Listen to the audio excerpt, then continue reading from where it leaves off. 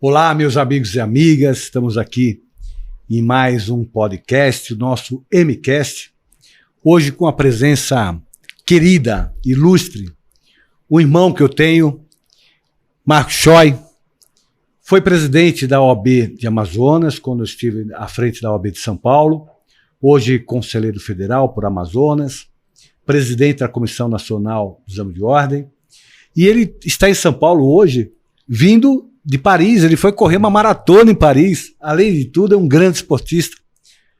O Choi é um dos grandes amigos que a Ordem me proporcionou, um irmão que eu tenho.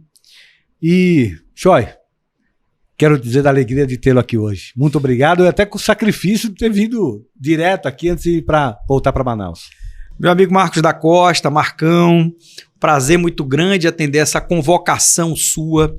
Dizer, antes de mais nada, para os teus web espectadores que eu sou seu fã número 1. Sei que a concorrência é grande, mas eu sou seu fã número 1 pelo grande homem que você é, pela história profissional que você construiu ao longo da sua vida, especialmente na advocacia e na OAB de São Paulo, na OAB Nacional, num momento tão importante e difícil para a história do Brasil, mostrando o poder da advocacia, a necessidade da advocacia, da representação da sociedade também, né? Porque quando a gente fala de OAB, não fala apenas do público interno da advocacia, mas fala da sociedade, porque a OAB é a casa das boas causas da sociedade brasileira. Então não tenho dúvidas de que você tem uma história muito bonita de vida. E onde você estiver, meu amigo, tenha certeza que você não é novela, mas eu lhe acompanho, meu parceiro. Estamos sempre juntos. Choi, conta um pouquinho para o pessoal que está assistindo. Primeiro, a sua origem na OAB. Como é que surge a OAB na sua vida institucional? Eu sou advogado, né? Assim como você. Sou advogado há 21 anos, né? Quase a idade que o Marcos tem de idade, né? De OAB, né? Em um dado momento, eu acho que é importante, viu, Marcos, a gente sempre participar, dirigir a instituição da qual a gente faz parte, né? Eu acho que todos nós que em algum momento da vida temos a oportunidade de dirigir alguma entidade, alguma instituição, minimamente que seja, o condomínio onde você mora, né? Você tem que dar a sua contribuição,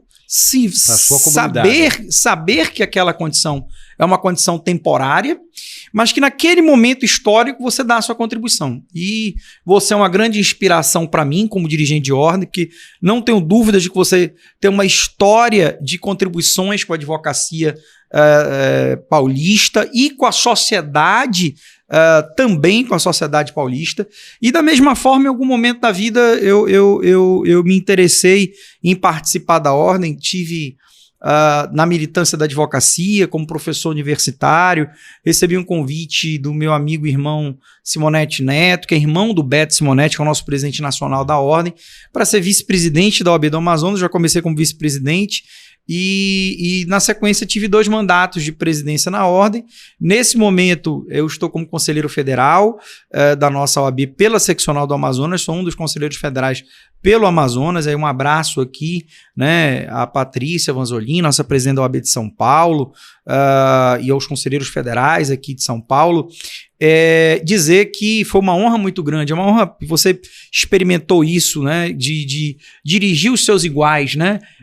Eu acho que isso é muito importante, e mais importante ainda, né, que eu vi o Marcos, presidente da OAB de São Paulo, e a gente sempre imagina a OAB de São Paulo algo muito grande, quase 500 mil advogados, né? E aquele cara simples, aquele sujeito do bom trato, que atendia todo mundo. Eu acho que de pessoas assim é que nós precisamos, né? E você, para mim, sempre foi uma grande inspiração dentro do mundo da OAB. E hoje estou presidindo a Comissão Nacional do Exame de Ordem, o Exame de Ordem hoje, que é o maior concurso jurídico do mundo. Acho que quem está assistindo a gente aqui, se não é da área do direito, já passou em algum momento aqui pela por essa aprovação do exame de ordem? Tem algum parente que está fazendo o exame de ordem, aquela aflição, né, do exame de ordem? Ainda quem está fazendo, muito estudante, eu sei que acompanha o teu podcast, se o temor do exame de ordem, né, esse bicho de 7 cabeças do exame de ordem, e temos essa proposta do presidente Beto Simonetti, da OAB Nacional, de estabelecer um diálogo também com as universidades, com os cursinhos, desmistificando essa ideia de que o exame de ordem é esse bicho de 7 cabeças, mas que ele é um instrumento necessário para qualificar aquele profissional que vai adentrar as trincheiras da advocacia, que vai exercer um papel muito importante, que é a defesa dos interesses da sociedade. Um abraço também para o Beto, querido amigo. E eu conheci o pai do Beto, o grande Simonetti, que foi presidente também da OAB Amazonas. Eu estive, primeira vez no Amazonas, a convite dele, para conhecer a estrutura da OAB do Amazonas. O Rubens Aprobato Machado era o presidente, e havia um trabalho de redesenhar a estrutura administrativa da ordem no Brasil inteiro, né? E aí o Rubens pediu para que eu estivesse à frente disso, junto com o Busato, que era então vice dele e se tornou presidente, mas presidente na frente, né? na sucessão dele, né? Foi o sucessor dele. E aí, a pedido do Aprobato, eu viajei algumas seccionais e fui ao Amazonas. E em Amazonas eu conheci essa figura queridíssima, ele é um gentleman, um saudoso, os dois saudosos, né? Porque faleceu o Beto, faleceu o Simonetti, faleceu também o Rubens Aprobato Machado. E aí, durante a minha vida institucional e os casos que eu ocupei, já na presidência da ordem, eu conheci essa figura queridíssima.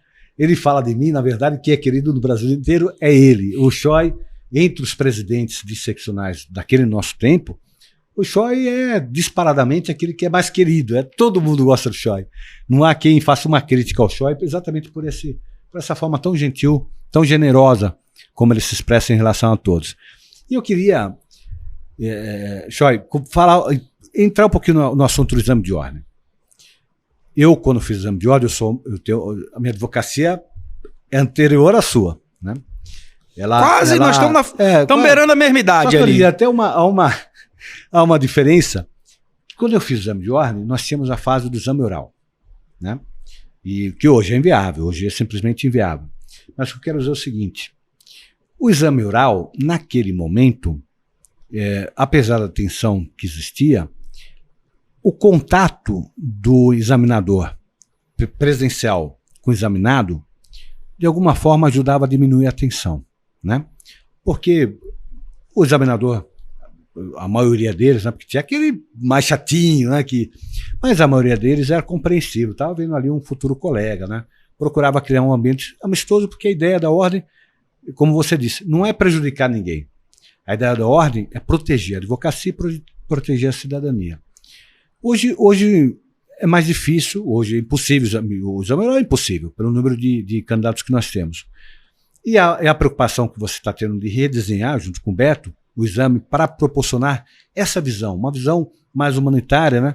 Uma visão de quem percebe que está lá um futuro colega, que apenas precisa, evidentemente, ter, diante de um número de faculdades que nós temos, que é gigantesco, a condição de separar aqueles que têm possibilidade de exercer a profissão, depositando o cidadão nas suas mãos, aqueles que são os seus principais direitos, seus maiores interesses, né? Quanto hoje, os dos últimos anos foi por exceção por causa da pandemia, né? Nós tivemos um período muito grande sem exame de ordem e isso acumulou muita gente. Hoje o exame já está ocorrendo de uma forma normal, tradicional, em termos de presença, já é assim.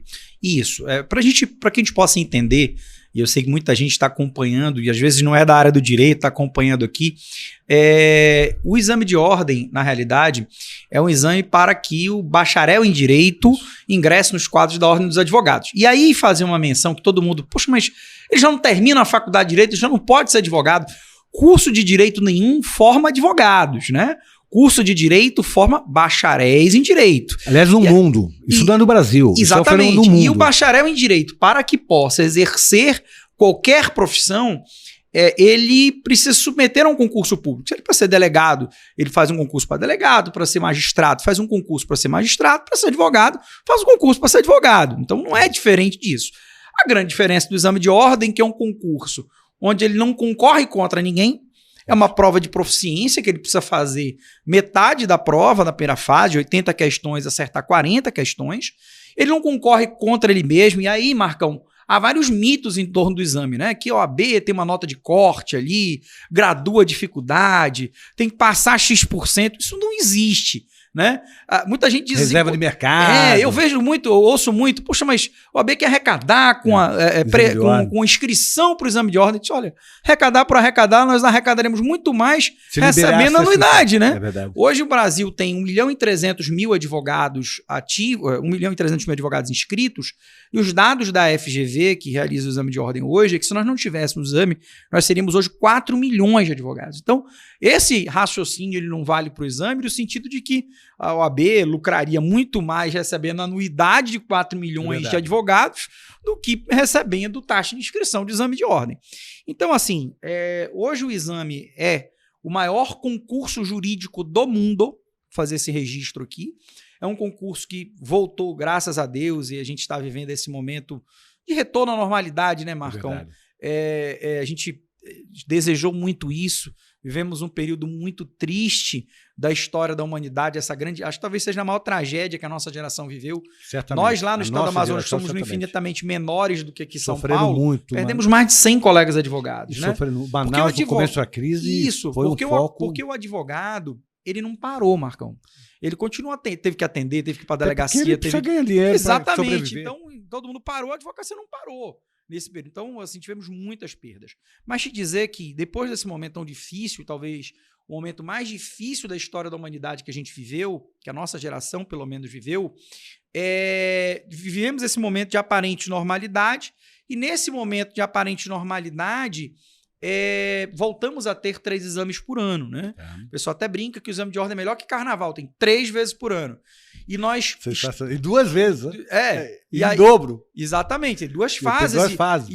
E o candidato que não passou na segunda tem o direito à repescagem, né? Pra você ter uma ideia, na França, depois do 3º exame, o candidato não pode mais fazer o exame, depois da 3ª reprovação, ele já não faz mais exame de ordem. Mas como hoje... era no Brasil antes do Estatuto Novo, era 8 exames.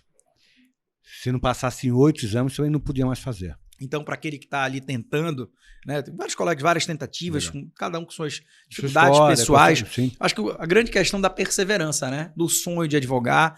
E nós, na ordem, queremos ter o prazer de entregar cada carteira, estarmos de portas abertas. Mas hoje, por exemplo, nós temos um exame em condições normais de temperatura e pressão, em torno de 120 mil candidatos fazendo o exame a cada trimestre, né? Lembrando que nesse exame represado que nós tivemos por conta da pandemia, nós tivemos mais de 200 mil inscritos no exame só, né? Mas hoje nós voltamos às condições normais, estamos entre a primeira e a segunda fase do exame 34 e temos em torno de 120 mil candidatos inscritos, que deve ser a média aí. Vale lembrar, né, que hoje nós somos o país proporcionalmente com o maior número de faculdades de direito do mundo. Nós estamos beirando a 2.000 cursos de direito. 1.900, todo dia tem um novo por aí. Então nós estamos beirando a 2.000 cursos. Né? Que horas são? Tem que atualizar o dado aqui, né? Mas hoje nós somos o país que proporcionalmente tem o maior número de cursos de direito do Brasil. E o exame de ordem traz essa reflexão também, né? Essa reflexão da qualidade dos cursos de ensino jurídico no Brasil e, ao mesmo tempo, da preocupação da ordem com um verdadeiro estelionato educacional com a geração, quem está assistindo a gente aqui, investindo, a gente sabe que hoje você pagar um curso superior é muito difícil, você trabalha o pessoal para a família inteira. E nós temos uma inversão hoje, né? Que quem pode estar nas públicas e quem não pode estar nas privadas, trabalha o dia inteiro, busca os financiamentos estudantis, ter naquela faculdade a realização de um sonho e muitas vezes privado por cursos de direito muito ruins. Só e hoje, na primeira fase, a maioria das pessoas sabe, mas principalmente estudante de direito, aquele que está começando hoje a cursar uma faculdade de direito, quando a pessoa não precisa se formar para fazer exame de ordem. A partir de que semestre, né? Porque antigamente era por ano, hoje é por semestre. A partir de qual semestre a pessoa pode prestar exame de ordem? O estudante de direito. Ele tem que estar matriculado no 9º período, né? Que é o equivalente ao último ano. Ainda há cursos anuais aqui no Brasil. Ele tem que estar ou no último ano ou no 9º semestre, que é o seu equivalente, quando da inscrição, quando da realização da primeira fase do exame de ordem, tá? Claro. Então é um requisito.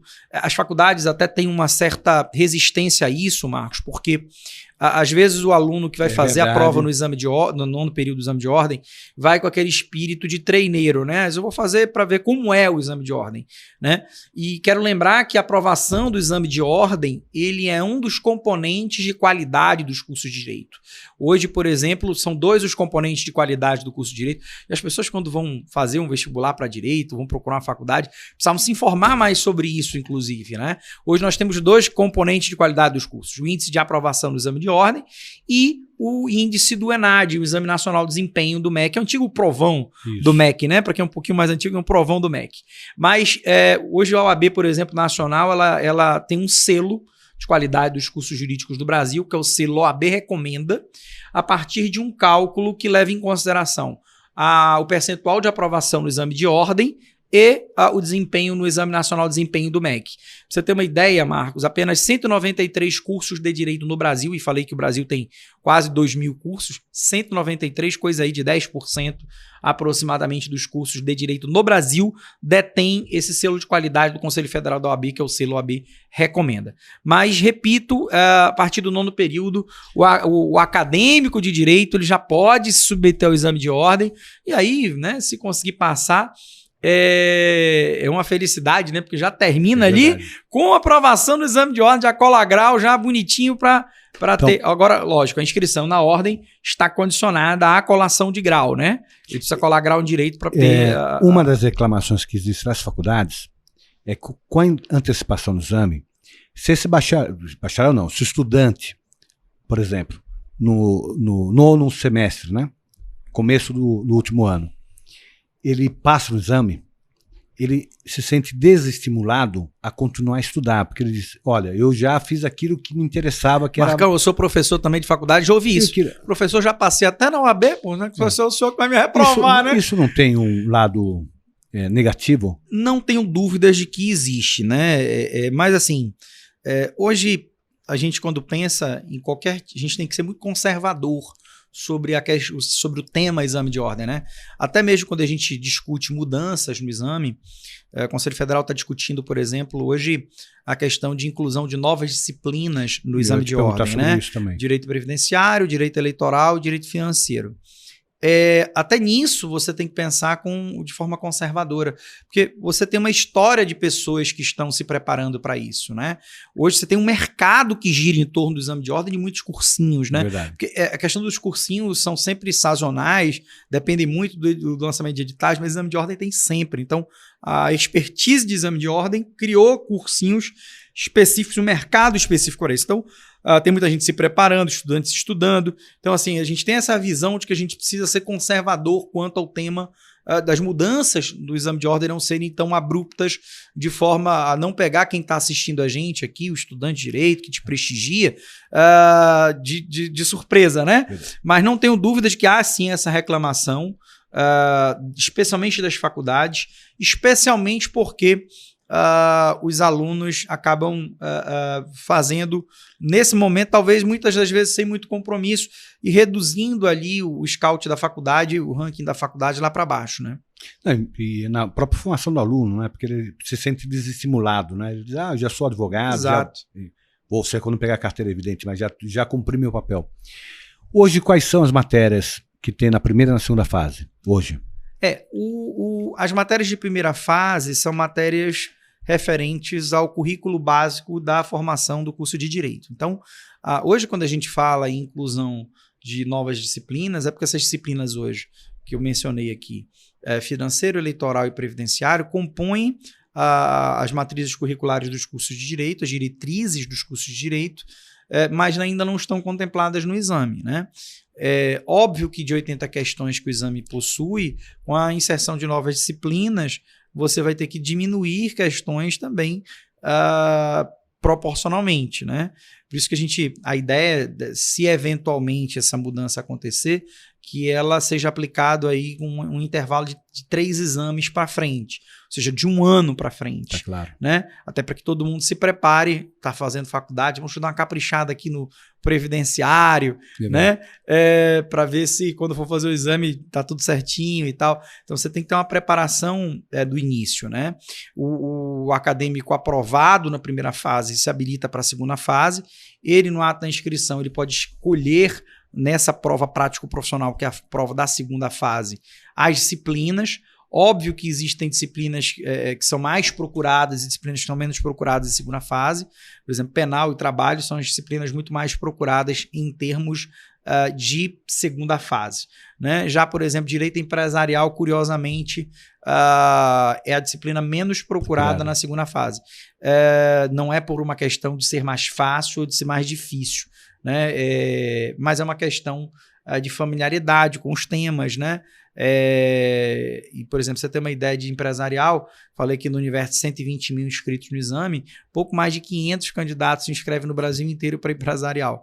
Então, assim, essa mudança no primeiro momento de previdenciário, financeiro e eleitoral acresceria essas disciplinas apenas na primeira fase, na prova objetiva, né? Que a prova objetiva, como falei, é feita de 80 questões, dos quais o aluno precisa acertar 40 pontos, né? Dos quais 8 são de ética profissional, né? Que o pessoal diz, poxa, a ética é mais fácil, nós não podemos abrir mão da prova de ética, né? A advocacia precisa muito disso, e a sociedade nos cobra muito isso. Já a segunda fase é uma segunda fase composta de uma peça prático-profissional e de questões discursivas práticos profissionais. O primeiro exame nessa gestão está acontecendo agora. Isso, aconteceu o primeiro exame. Dessa gestão está acontecendo agora. Acontecendo agora. De verdade, o primeiro exame já estava programado para ser realizado, nós estamos no exame 34, nós não conseguimos ali, o mandato começou dia 1º de fevereiro, impor significativas mudanças no exame 34, né? Até porque, como mencionei, o trato do exame de ordem é um trato de conservadorismo mesmo, né? Até porque a gente possa ter uma ideia, Marcos, como o exame de ordem nacional é uma grande conquista. Nós somos da época que não tinha exame de ordem nacional. Cada estado era regionalizado. O estado de São Paulo sempre foi um exame sério, me recordo, o VUNESP fazia. Tal. Mas você tinha estados que o exame de ordem era muito mais, vou dizer, fácil, né? Mas desnivelado frente a outros estados, né? Havia um verdadeiro turismo de exame de ordem, de candidatos indo fazer. Acho que foi na gestão do César Brito.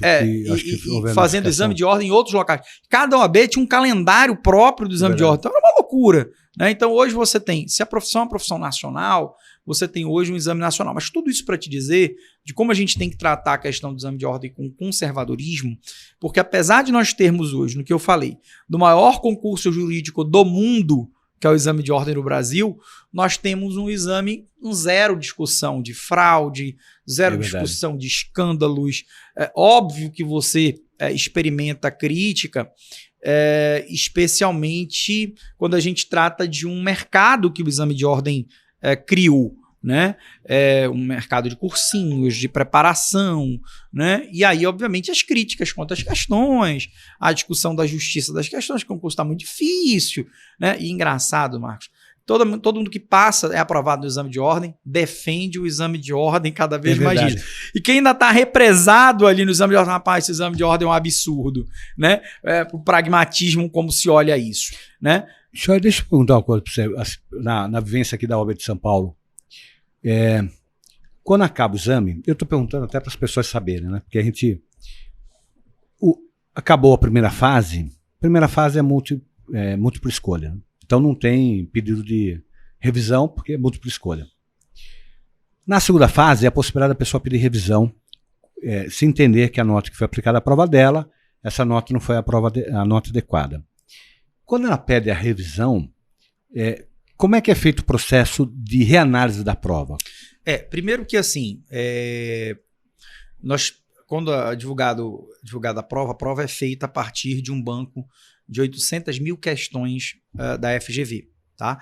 Esse banco de questões ele é feito por uma banca examinadora, composta inclusive de ministros do Supremo Tribunal Federal, ministros do STJ, de profissionais da área do direito avalizados, né, que montam esse banco de questões da FGV. Há uma comissão de 30 professores que fazem a filtragem dessas questões, né, para fins de aplicação. Tudo para dizer que existe um controle prévio à questão da solidez, da rigidez dessas questões. Submetida à avaliação, a comissão, ela, no primeiro momento, pode pugnar pela anulação de ofício de alguma questão. Nesse exame 34, tivemos uma questão anulada de ofício, inclusive pela comissão do exame, porque era uma questão muito parecida com uma questão que a própria FGV aplicou num outro concurso público. Então, nós entendemos que era o caso de anulação da questão de ofício e atribuição da pontuação para os candidatos. Independente dessa anulação de ofício... Quando anula, o que acontece com a prova, com a nota? Bom, o ponto é atribuído da questão, salvo se ele já tinha acertado aquela questão no gabarito originário que foi dado. Aí, obviamente, não vai contar o ponto em dobro. Mas como não é concurso, no sentido de não disputar com o outro. Não disputar com o outro, né? Então ninguém sai prejudicado. O exame de ordem ainda tem essa peculiaridade, né? Que talvez mexa ainda mais com o psicológico do candidato, viu, Marcão?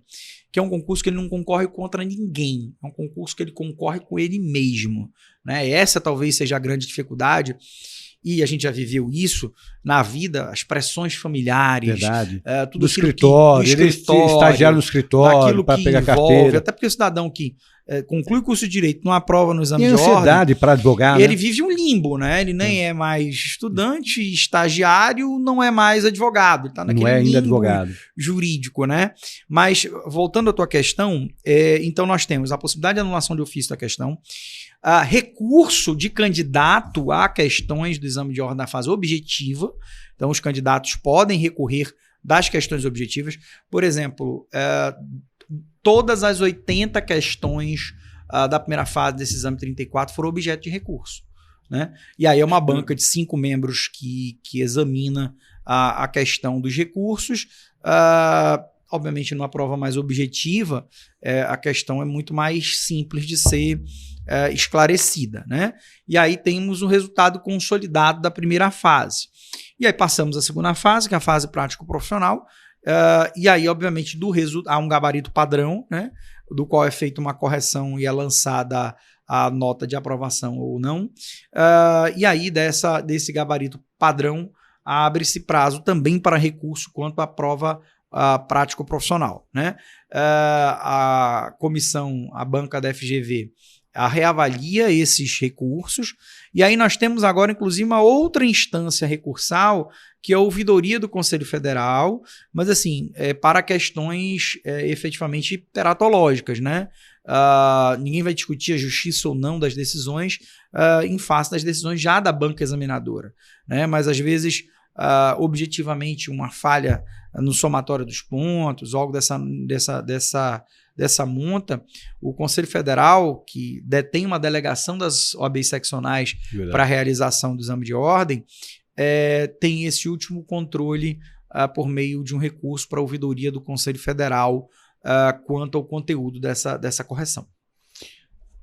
Hoje, uma dúvida por conta do que nós tivemos nesses 2 últimos anos.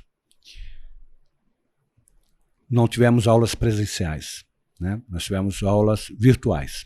Isso não só no curso de Direito, mas no ensino primário, no médio, no universitário, geral.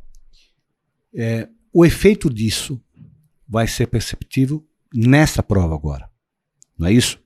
Porque é a segunda prova depois teve uma antes da gestão atual, da gestão passada. Foi a segunda prova pós-pandemia, né? Pós, né? A gente pode chamar de pós, né? Eu acho que hoje... De maior normalização da pandemia. Na primeira prova, nos números de reprovação, foi possível identificar alguma diferença? Nós tivemos verdadeiramente, nessa primeira fase desse exame 34 agora, o índice de reprovação muito superior ao que acontecia numa média anterior, né? Você trouxe uma preocupação muito grande, Marcos, e a gente está vivendo... Que é com o ensino em geral, né? Na verdade, com o ensino em geral. Vou te dar um exemplo da minha casa, Marcos. Básico, do ensino eu tenho uma básico. filha que foi alfabetizada durante a pandemia.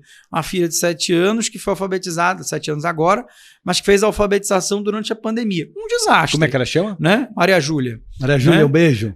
Um desastre, né? Por mais que você tenha tentado se adaptar, imagino isso tudo com as dificuldades, a gente sabe que todo mundo teve que aprender fazendo, né? Mas não tenho dúvidas de que a pandemia trouxe prejuízos para a economia, para a advocacia, para a educação, né? Não tenho dúvidas de que assim, o reflexo da qualidade dos cursos, também com o advento da pandemia, foi algo que também deve ser sentido. Não tenho dúvidas disso. A ordem, aí ela vai ter que ter uma preocupação, e certamente terá, né, com essa juventude, né, que passou na faculdade por isso. Essa é uma preocupação de geração. Essa geração vai ficar marcada por isso. Né? E, Marcos, as faculdades também têm uma responsabilidade muito grande nisso. E eu acho que o grande segredo aqui, Marcos, por exemplo, uma faculdade que vê o seu índice de reprovação muito alto, né, ela tem que ter um trabalho também com seus egressos, né, de localizar onde é que estão meus egressos, meus alunos que se formaram comigo. Vamos fazer um curso para eles, vamos tentar, porque assim, a faculdade que jogou muita gente no mercado e não aprovou, ela nunca vai ter um número positivo de avaliação no exame de ordem, porque tem um universo represado ali que não passou no exame que só faz crescer. Então ela precisa também ter sua responsabilidade no sentido de identificar quem são os seus egressos, reforçar o trabalho com eles, para que eles entrem nessa aprovação, né, nessa avaliação com maior capacidade e aí, consequentemente, possa ter resultados melhores de aprovação, com números melhores para essa faculdade, que, repito, né, se hoje nós temos vários cursos de direito e essa reflexão da qualidade dos cursos de direito, especialmente porque agora, recentemente, o MEC aprovou a autorização de cursos de direito em regime de EAD, que é algo que o Conselho Federal da Ordem sempre demonstrou resistência, né? Até o conceito de faculdade vai mudar com isso, né? Aquele conceito de estrutura física, de salas de aula. Faculdade vai ser isso aqui, um estúdio, né?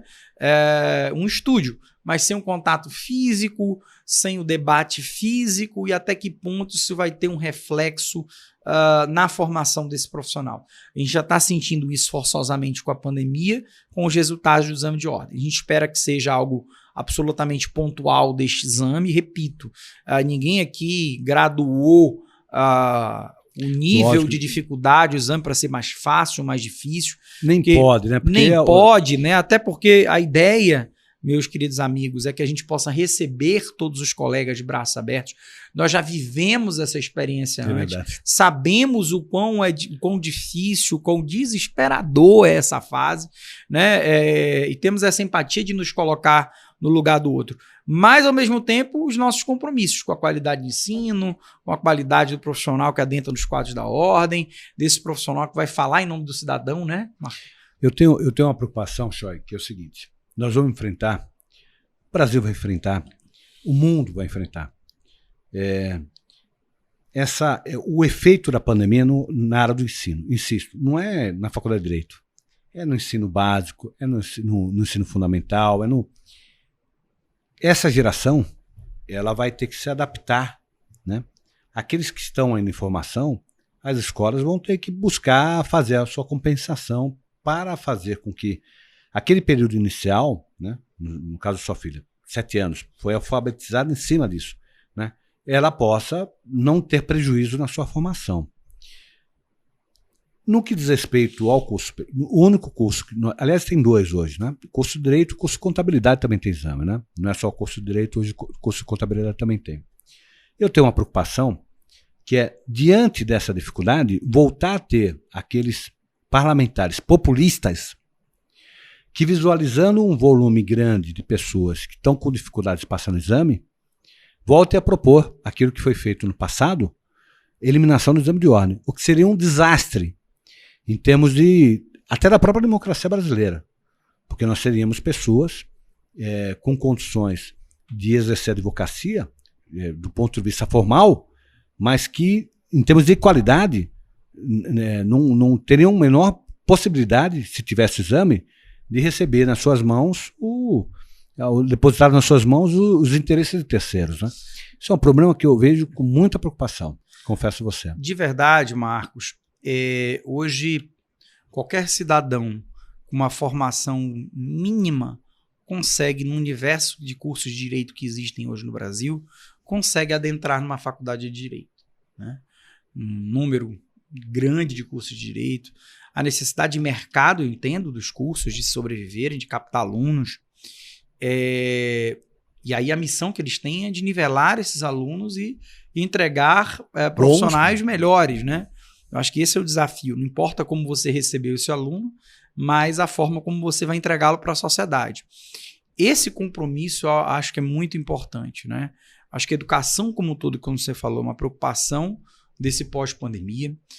Acredito que o poder público também, especialmente porque quando a gente fala na educação pública, especialmente nos níveis médio, fundamental, você precisa ter reforço escolar, porque você precisa colocar em nível de competitividade aquele aluno da rede pública com o aluno da rede particular que teve uma assistência técnica muito maior, né, durante essa pandemia.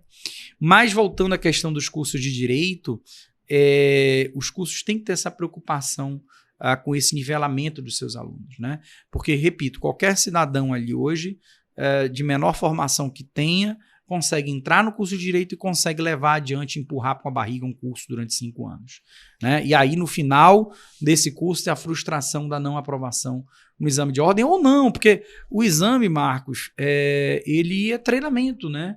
É treino. Em algum momento da vida, como você não tem essa limitação do número de exames de ordem por candidato, em algum momento da vida, recebi um dia desses, quando ainda presidente, antes de 31 de dezembro de 2021, um colega lá do meu estado que foi aprovado depois de 15 tentativas, né? Em algum momento o examinador não tem mais criatividade para tantas questões, em algum momento vai, né? É uma questão de persistência, de não desistir do sonho, né? Não tenho dúvidas de que ter a carteira da OAB é um sonho para muita gente, era pelo menos o nosso, né, Marcos? É verdade. Que a gente conseguiu realizar, mas a preocupação de não gerar aí um exército de pessoas frustradas com a não aprovação no exame de ordem, culpando a OAB por isso, né? A culpa é da OAB, que a OAB faz um exame difícil, né? Sem o autoexame no sentido de dizer que a formação que teve durante a graduação foi uma formação ruim, a origem de base de educação foi uma origem ruim, né? E que a faculdade não exercesse o papel transformador da educação desse bacharel de direito a que se esperava. Nós vamos passar por momentos difíceis. Se nós não pra tivermos tudo, essa né, Marcos? Sim, mas na economia, no comércio. Mas eu digo na educação. Na educação. Mais, né? Na educação. Se não tiver essa consciência, né? Consciência de todos, consciência dos pais em ajudar os filhos, né? Ter mais compreensão com os filhos, né? Consciência dos professores também, ter mais compreensão com esses alunos, que eles vão ter que recuperar esse momento. Eles vão ter que recuperar esse momento. E na ponta, né? O próprio exame, no caso da ordem, ele não vai poder mudar na sua concepção, né? Mas, como você disse, as faculdades que formaram esses alunos, os próprios cursos, e os alunos, de alguma forma, vão ter que buscar uma complementação, uma suplementação na sua formação para que possam alcançar o seu sonho de se tornar um dia um advogado, né? Joy, deixa eu mudando um pouquinho de assunto. Hoje você é conselheiro federal. Conta um pouquinho essa experiência que você está tendo agora como conselheiro federal da Ordem. Contar um pouquinho para os advogados agora o que discute o Conselho Federal, qual é a formatação do Conselho Federal. O Conselho Federal ele é formado pela representação de 3 conselheiros federais por cada estado da federação, né? Então nós temos hoje 81 conselheiros federais, que é o órgão máximo, né, do Conselho Federal da Ordem, que hoje presidido, né, pelo presidente nacional, que é o nosso Beto Simonetti, que você já referenciou aqui. E hoje o Conselho Federal da Ordem vive um momento de preocupação com os rumos da advocacia brasileira. Eu costumo dizer que, seja no plano estadual, seja no plano nacional, a OAB ela sempre tem 2 grandes frentes de batalha, né? A frente interna, com relação à advocacia, mercado de trabalho. Hoje nós prerrogativas. Prerrogativas. Hoje nós vivemos um fenômeno, e quem é advogada, está acompanhando o teu podcast aqui, Marcos, vive isso, que é o fenômeno do empobrecimento da advocacia. É verdade. Hoje, todos nós sofremos isso, né? Do menor ao maior, É verdade. a gente está sofrendo a crise. Nós somos um pedaço do Brasil, Marcos. Nós somos inseridos no se a economia sofre, a advocacia também sofre. Nós somos um pedaço do Brasil e vivemos essa crise, esse empobrecimento da advocacia. Então, a OAB tem uma preocupação do ponto de vista interno dos seus associados, dos seus advogados e advogadas, com defesa do mercado de trabalho, contra o empobrecimento da advocacia, prerrogativas da advocacia, que não é privilégio para o advogado. E agora a informatização do jeito que foi feito esse processo. Exatamente. E como é que fica isso nesse meio do caminho? Home office de juiz. Do home office à força, dessa não retomada das atividades, de uma sociedade também de opiniões divididas, viu? Porque, por exemplo, no plano da segunda instância, onde você tem sustentações orais nos tribunais superiores ou nos próprios tribunais de justiça, teve um boom de sustentações orais que agora o cara consegue fazer a sustentação oral da casa dele. Né? A gente já viu até coisas inusitadas aí, vídeos aí circulando, né? Advogado de cueca, magistrado de cueca, né? Verdade. Ministro e tal, coisas da vida moderna, né? Que cai. Estante que cai. A gente vive momentos dessa modernidade que essas ferramentas trouxeram pra gente. Pro bom, pro bem e pro mal, né? A reflexão de como vai ser isso e como a gente vai trabalhar isso. E do ponto de vista externo, né? Dos compromissos que a ordem tem para com a sociedade, né? Não tem como você viver num Estado democrático de direito sem defendê-lo, sendo omisso em defendê-lo. Então, assim, você tem, repito, o trabalho do Conselho Federal da Ordem. E eu acho que assim, a OAB, nesse triênio presidido pelo Beto Simonetti, onde nós temos oportunidade de estar no Conselho Federal, tem uma preocupação muito forte, Marcos. Vejo aqui com as pautas internas da advocacia. Eu acho que nós temos que ter essa preocupação, sim. Mercado de trabalho, mandar um abraço para o nosso presidente da Comissão Nacional de Prerrogativas, Breyer. Ricardo Breyer, que foi presidente com a gente lá na OAB do Rio Grande do Sul.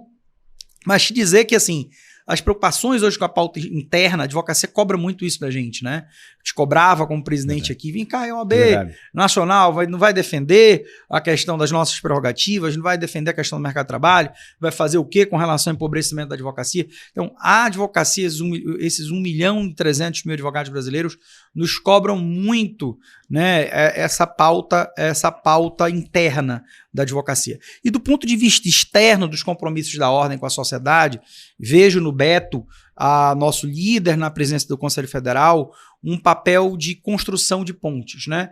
Eu acho que esse é o papel nesse momento importante do Conselho Federal, né? O Beto tem essa característica, esse papel é um homem de diálogo, de mediação. Esse papel, a OAB, ela tem que conciliar. Eu acho que assim, a gente vive uma sociedade, Marcos, extremamente dividida.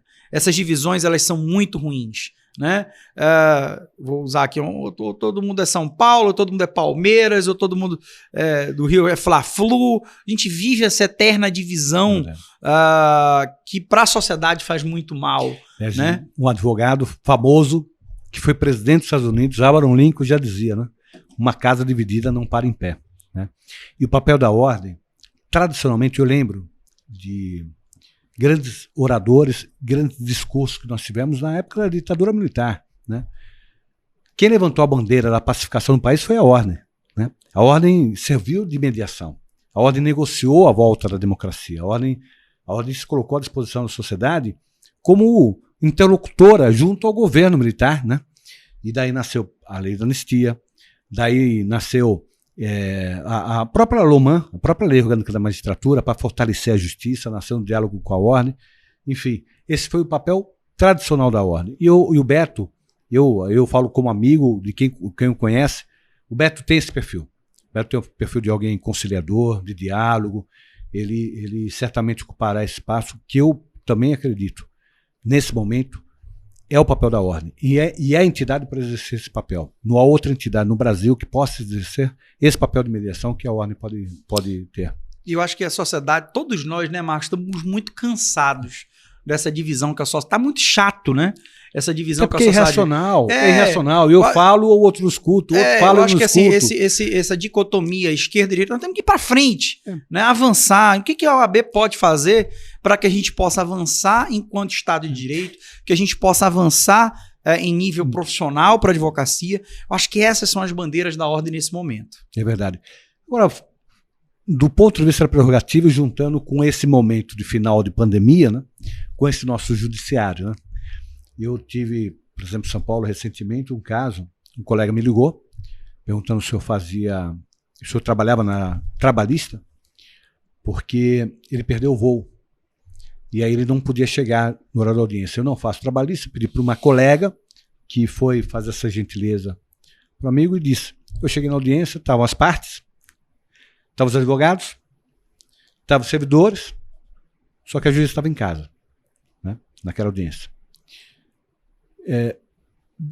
Você acredita, aí como advogado e como dirigente de continuação de ordem, que nós podemos sofrer uma transformação nessa magistratura, de buscar distanciamento da vara, do distanciamento do advogado, de buscar o distanciamento da sociedade, querer fazer a audiência, todo mundo presente e a magistratura fora do espaço ou você acredita do fórum, ou você acredita que voltará nesse ponto o magistrado a estar dentro do fórum, dentro do seu gabinete, até como um ponto de referência do poder, né? O magistrado não é um funcionário público qualquer, é uma extensão do poder. Como referência de autoridade naquela comarca do interior ali, ponto né? De pacificação. Que ele é o ponto de pacificação, né? Marco, eu acho que assim, tudo nessa vida é feita de coisas boas e de coisas ruins. Essa experiência da pandemia, ela nos permitiu ressignificar muitas coisas, né? Então não tenho dúvidas de que forçosamente nós tivemos que aprender a fazer fazendo, né? É verdade. Ninguém estava preparado para esse ambiente virtual, ninguém estava preparado para essas plataformas eletrônicas, Zoom, Google Meet, Ciscomex. Nós não estávamos preparados para isso. E nós tivemos que nos preparar na marra, né? Aprender a fazer fazendo.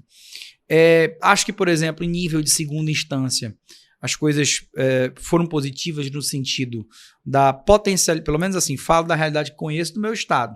Não conheço a realidade aqui do estado de São Paulo. Mas nós vivenciamos lá um boom, por exemplo, de participação de advogados nas sustentações orais. É preciso lembrar que a Amazonas, extensão territorial e fundamentalmente, ou não é diferente de São Paulo? É um estado tão grande que eu tenho 2 fusos horários dentro do próprio estado. Não, e tem a questão da locomoção, né? Dentro, que além da distância... Qualidade de internet ruim num determinado parte do estado, né? Mas te dizendo o seguinte, na segunda instância, em nível de sustentações orais, experimentamos um aumento do número de sustentações orais. Hoje, por exemplo, você despachar um processo no STJ, no STF que o advogado precisava ir a Brasília, hoje você tem algumas ferramentas que você já consegue despachar daqui. São coisas positivas. Acho que vão ficar, né? Mas nós temos, acho que a primeira instância, a instância originária, ela sofreu muito mais, né, Marcos? É verdade. Porque esse direito, essa prerrogativa da advocacia, e abrir um parêntese para dizer que quando a gente fala de prerrogativa da advocacia, não estamos falando de favor, de beneplácito para advogado, não, nós estamos falando de uma garantia para o cidadão. É verdade. É um direito do cidadão que o advogado dele possa falar com o juiz, pô. É verdade. Né? É um direito do cidadão que o advogado dele tem a oportunidade de dar a sua versão dos fatos. Verdade. Né? Então não é um favor, né? Uma vantagem nem um privilégio para o profissional. Né? É um direito do cidadão que o seu advogado, que é por quem ele fala, né? Possa despachar diretamente com o magistrado. E isso faltou. Inegavelmente faltou. Então não tenho dúvidas de que nós experimentamos um prejuízo na primeira instância.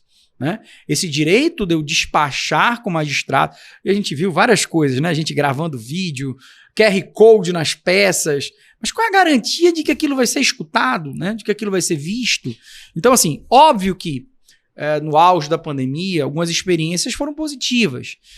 Vi, por exemplo, no meu estado foi criado uma espécie de balcão virtual. Né, o advogado se inscrevia e lá havia um despacho online com o magistrado. Experimentamos em alguns momentos iniciais da pandemia, por exemplo, que advoga na advocacia criminal, a impossibilidade de parlatório. Poxa, mas como é que o advogado não vai fazer? Como é que o preso vai ficar incomunicável com o seu advogado? Em relação ao seu advogado. Né? Nem num regime de exceção, numa ditadura era permitido que o preso ficasse incomunicável com o advogado. E aí se criou mecanismos, se aprendeu a fazer fazendo, parlatório virtual, e aí você começa a refletir, poxa, mas e o sigilo da minha conversa com o meu cliente dentro do parlatório virtual está garantido? Então, assim, isso vai trazer uma série de reflexões, mas não tenho dúvidas de que essa pandemia inaugurou uma nova realidade. Agora, a gente precisa pegar as boas experiências dessa nova realidade e referendá-las e, ao mesmo tempo, abandonar, né? Ter a convicção também de abandonar aquelas experiências que foram não boas para a magistratura. Eu acho que a questão, assim, eu tenho uma preocupação que não existe adjetivação para a magistratura, né? O magistrado bom, o magistrado atencioso, o magistrado é magistrado. É verdade. Você não tem adjetivação para juiz, né? Mas que as regras do jogo sejam obedecidas, né? Que a prerrogativa da advocacia seja obedecida. O Choi conhece uma história. Eu começo na OAB como presidente da Comissão de Informática. Foi o primeiro presidente do Brasil, né? Então eu acompanhei toda a evolução. Depois eu fui o primeiro presidente da Comissão Nacional de Informática, criado então pelo Rubens Aprobato Machado. Então eu acompanhei todo o processo de informatização no Judiciário, desde o começo. Aliás, nós fomos os primeiros a falar em processo virtual. A magistratura não queria virtualizar o processo. Fomos nós que insistimos na virtualização do processo. Mas eu sempre fiz uma observação. A informática tem que ser instrumento de cidadania e não de poder. E muitas vezes, infelizmente, o Poder Judiciário vê a informática como instrumento de poder e não de cidadania. Preocupou-se em informatizar de acordo com as suas necessidades e não com a necessidade do cidadão. Então, isso é um ponto importante. O outro ponto é o seguinte, e aí nós já vamos partindo para finalizar a nossa conversa. No dia de hoje, teremos outras. Seja na questão do processo virtual, seja em outras questões que estão sendo, inclusive, tratadas, ao meu ver, indevidamente no CNJ, essas questões têm que ser tratadas no Congresso Nacional. Porque quando se fala, por exemplo, em audiência virtual, se esquece que o Código de Processo, seja penal, seja processo civil, eles foram moldados na audiência partindo da premissa de que a presidência, por parte do juiz da audiência, se dá de forma física, com as partes presentes, com os advogados presentes. A comunicabilidade, por exemplo, da testemunha é um pressuposto em que se acha que vai estar o magistrado, as partes, a testemunha vai guardar lá fora, vai ser chamada, não vai ouvir o que a parte falou. Se for mudar, essa mudança tem que ocorrer no Congresso Nacional, porque as leis processuais precisam ser adaptadas para isso. Mas aí, Marcos, te permiti um recorte aqui para dizer, vivemos hoje, inegavelmente, uma crise na democracia representativa, porque os representantes da advocacia, né, que têm essa visão do processo e da qualidade também de parlamentar, deveriam estar lá. É verdade. Né? Eu acho que isso nos falta. Né? Eu acho que nós somos um segmento importante da sociedade. Nós somos um segmento importante. Eu acho que essa é uma noção que vem do Gramsci, né? Da sociedade civil se organizar. Nós somos uma sociedade civil extremamente desorganizada. Precisamos nos organizar para que esses nossos pontos de vista floresçam no parlamento. É eu acho que está faltando isso, né? A advocacia de coragem, que assuma esse papel, que assuma esse protagonismo, leve essas ideias, porque ele não estará ali no Congresso só defendendo a advocacia. Não, ele estará defendendo uma prerrogativa que é do cidadão. Porque um cidadão desse que chega para uma audiência, fez um esforço danado para chegar, pegou metrô, 3 ônibus, chegou para a audiência e se depara com uma tela de computador, com a imagem do juiz, que ele não tem oportunidade de conhecer, né? Ele não vai sentir que a justiça está sendo feita naquele momento. Né? Se falta representatividade, o que não falta é generosidade por parte do meu amigo Choi. Choi, muito obrigado por ter vindo hoje, por estar aqui comigo. Espero que venha outras vezes, que a gente possa discutir outros temas. Choi, que eu insisto, é um grande amigo, foi um grande dirigente da OAB de Amazonas, hoje é o presidente nacional da Comissão do Exame de Ordem, e alguém que a advocacia confia, porque sabe da sua qualidade técnica e da sua qualidade moral. O Choi nos representa. Choi, muito obrigado. Obrigado, Marcão. Uma honra sempre atender sua convocação. Valeu. Valeu. Um abraço, gente. Até a próxima. Até o próximo podcast. Choi, sua rede social. @marco.choi, segue lá, acompanha o nosso trabalho e seguindo sempre nosso amigo Marcos da Costa. E a nossa retransmissão, Instagram, Marcos da Costa, _SP. Um abraço a todos. Até a próxima.